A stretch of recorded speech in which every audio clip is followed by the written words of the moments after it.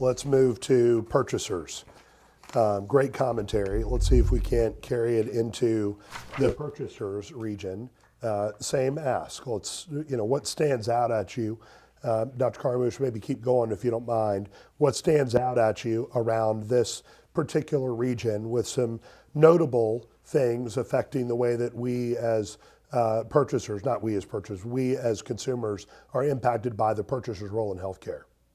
And there was a discussion or the mention of transparency.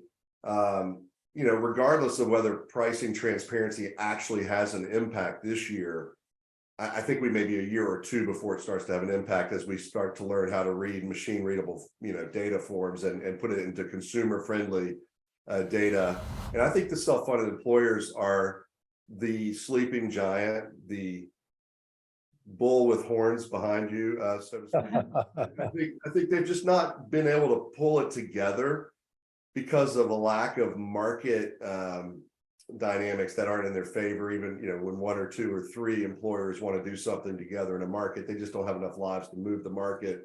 But some of the newer coalitions that you're starting to see come together, are more significant groupings of lives, and I think they have a vested interest in taking advantage of things like price transparency, narrow network design, direct contracting models. And so I think you'll see this year be the year where we get some shining examples. So I think condition-specific solutions, they're coming out of the gate strong, but I think they're going to burn out pretty quick. I think you're going to see employer coalitions work on direct contracting and pharmacy and drug spending to get to affordability. So those are my four. Across the categories of affordability, consumerism, convenience is really the role of the patient and family caregivers in the healthcare delivery process. From my own observations of family and friends, very well-educated individuals who are assertive and confident in their own capabilities, they're not leading in the healthcare environment as they're receiving care the way that they lead in other parts of their life. And so I think that consumers are going to have to get a lot more informed, a lot more engaged. We've seen, I would say over the last decade, we've seen people try around consumerism and convenience and really thinking that the individual member, and this goes a lot to what Stephanie said in terms of they're actually going to be driving a lot and they can help drive down cost. We haven't seen it come to fruition. Healthcare transparency data is difficult to use. The tools are not up to par with anything else in the industry. And expecting the consumer to actually learn enough to actually fight for themselves within price in convenience is a very difficult thing to ask of them. And so I don't really see those two as kind of having a strong teams, if you will, to really make it move it forward. And I completely agree. The convenience, the price transparency, and the consumerism were big items in the past. They're going to be put on the back shelf, I think, this year for a lot of the reasons that you just articulated.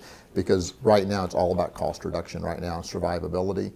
And if we don't do those things correctly, these things are never going to happen. So I agree with the employers speaking up for their employees, and the direct contracting are going to be the biggies this year. We are going to see some of this have an impact in the healthcare economy as well, though, because as more of the beneficiaries are on high deductible health plans, the bad debt associated with that patient liability portion of the bill is going to continue to go up as our economy continues to strain.